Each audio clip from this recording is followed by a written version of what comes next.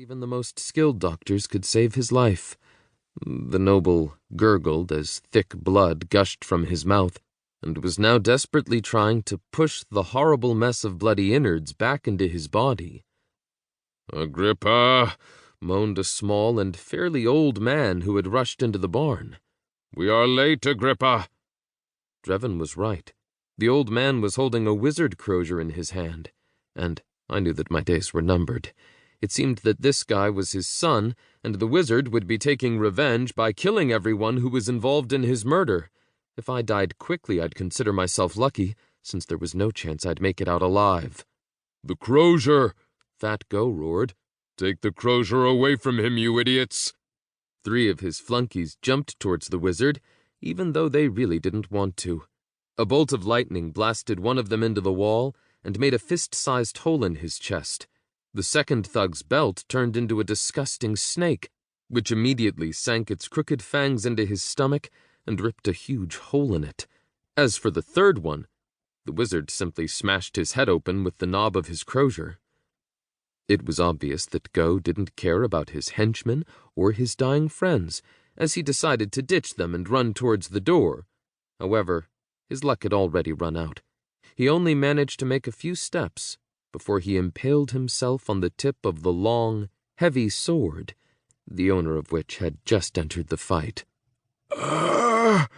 Go hissed as he pointlessly tried to grip the blade of the elderly battle-scarred swordsman. "What did you do that for, Agrippa?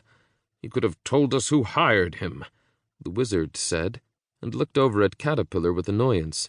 The girl was still alive and was rolling on the floor, clutching her face and shrieking in agony.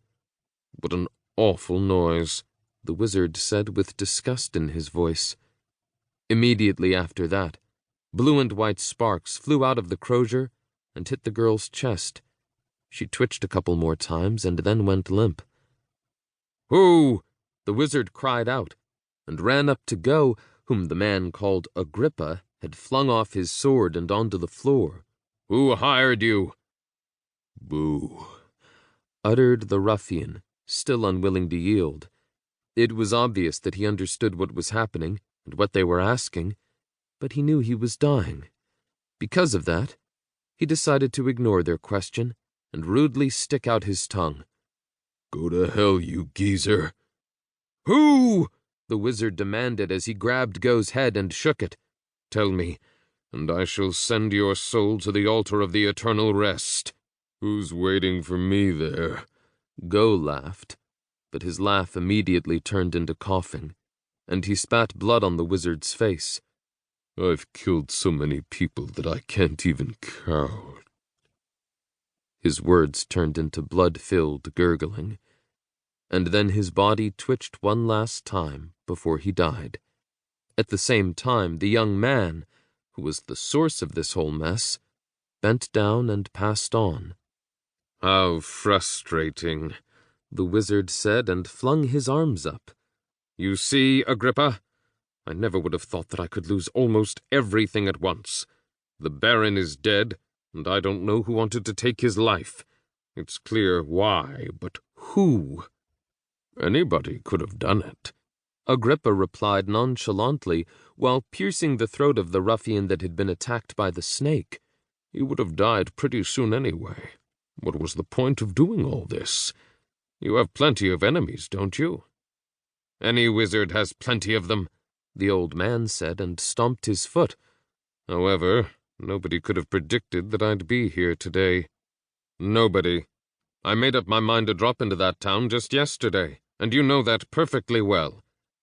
"To predict and to calculate are 2 different things, you know," Agrippa said and looked around. "You're rather a wise man, Master, and you could count the people equal to you in power in this whole world on one hand. But that doesn't mean that someone couldn't calculate your actions somehow. You remember that I managed to do that once.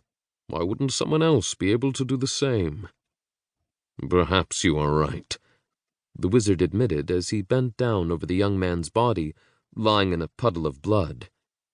"If that's true, then we can conclude out that the one who is behind the murder is a man who plays a large-scale game.